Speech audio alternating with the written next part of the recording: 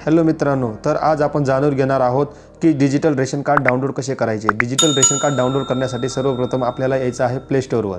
आपल्या play store आल्यानंतर मेरा रेशन 2.0 हे ॲप डाउनलोड करायचं आहे। मी पहिल्यापासूनच डाउनलोड केलेलं आहे म्हणून माझं इन्स्टॉल आहे। इन्स्टॉल केल्यानंतर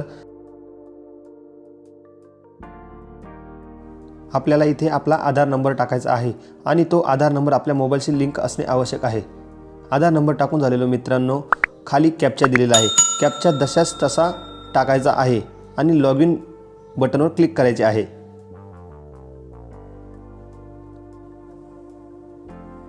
चला तर मित्रांनो, आपलं लॉग इन झालेलं आहे। OTP सेंड झालेला आहे। जो OTP येईल तो इथे आपल्याला फिल करायचा आहे। OTP आलेला आहे मित्रांनो, आपण OTP टाकून घेऊ। OTP व्हेरीफाय करायचा आहे। OTP व्हेरीफाय झालेला आहे। त्यानंतर मित्रांनो, इथे आपल्याला आपला पिन सेट करायचा आहे किंवा स्किप सुद्धा करू शकता। मी सेट नाही करणार, मी स्किप करतोय। तर अशा प्रकारे आपलं रेशन कार्ड आपल्या समोर डिजिटलमध्ये दिसत आहे। याला आपण डाउनलोड करू शकतो।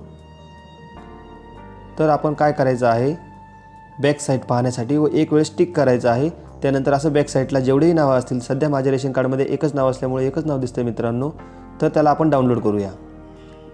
डाउनलोडसाठी इथे छोटा आयकॉन आहे। डाउनलोड झालेलं आहे मित्रांनो आपलं रेशन कार्ड।